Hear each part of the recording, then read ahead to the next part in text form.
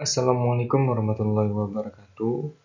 Izin memperkenalkan diri, nama saya Tariq Adrian Wibowo dengan nomor NPM 22210208183. Di sini saya ingin mengerjakan tugas dari dosen dari mata kuliah Filsafat Hukum Islam yang diampu oleh dosen Bapak Hervin Yogi Pradipta. Di sini dimulai dari kelompok 9, yaitu mengenai hukum Islam dan perubahan sosial. Yang pertama, pengertian hukum Islam dan perubahan sosial. Hukum Islam, kata hukum Islam dalam Al-Quran tidak akan pernah didapatkan, tapi yang biasa digunakan adalah syariat Islam, hukum syara, fikih, dan syariat atau syara.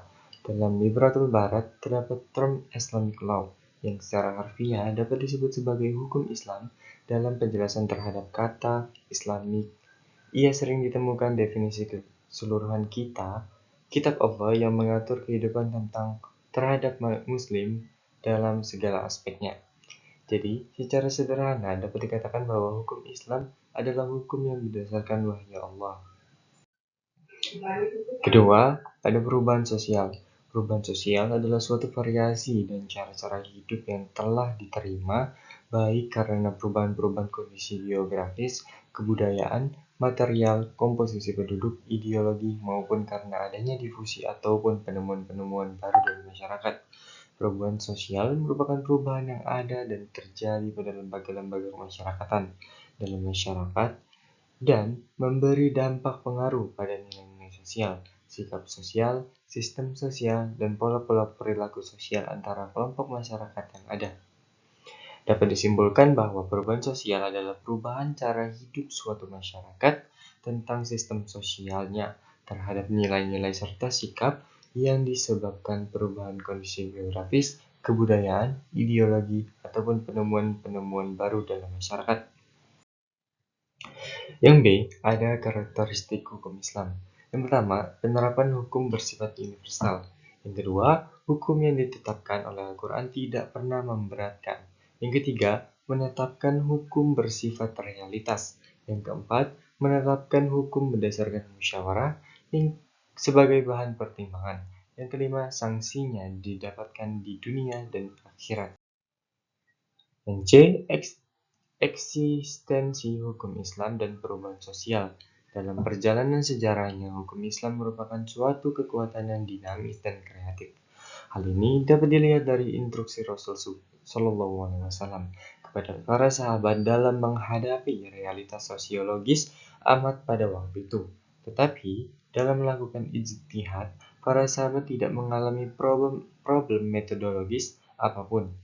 Karena apabila mendapatkan kesulitan dalam menyimpulkan hukum, mereka dapat langsung menanyakan kepada Nabi. Namun, setelah Rasulullah SAW wafat, masalah-masalah baru mulai banyak bermunculan.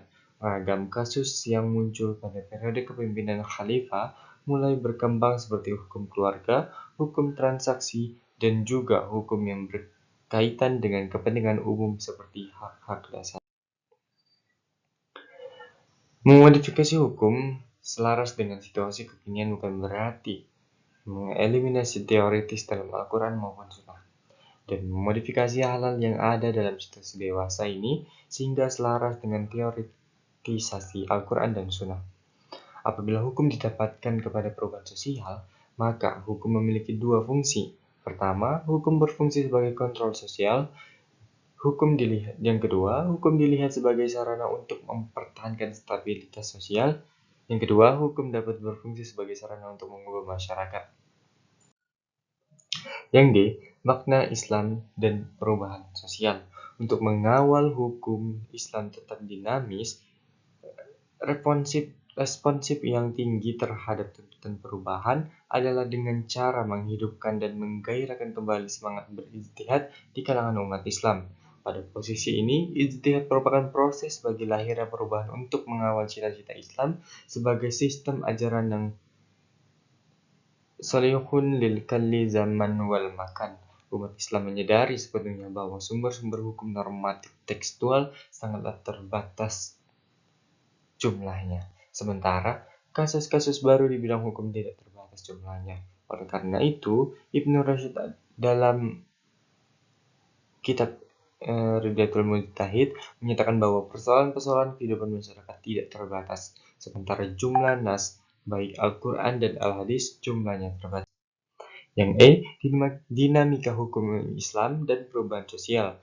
Terkait perubahan sosial, maka hukum Islam yang berfungsi sebagai pagar pengaman sosial dan peran sosial memiliki dua fungsi. Pertama, sebagai kontrol sosial, dan kedua, sebagai nilai baru dan proses perubahan sosial. Kontrol sosial juga sekaligus sebagai social engineering terhadap keberadaan suatu entitas dalam masyarakat. Sementara yang kedua lebih merupakan produk sejarah yang dalam batas-batas tertentu diletakkan sebagai justifikasi terhadap tuntutan perubahan sosial, baik dalam budaya dan maupun politik. Karena ini, perubahan sosial akan berjalan pincang jika tidak ada alat kontrol terhadap interaksi sosial. 4 faktor sosial penyebab terjadinya perubahan hukum yaitu: yang pertama, situasi zaman; yang kedua, situasi tempat; yang ketiga, sebab keadaan dan keinginan; dan yang keempat, adat atau tradisi. Baiklah, itu tadi yang bisa saya sampaikan. Kurang lebihnya saya mohon maaf. Saya akhiri. Wassalamualaikum warahmatullahi wabarakatuh.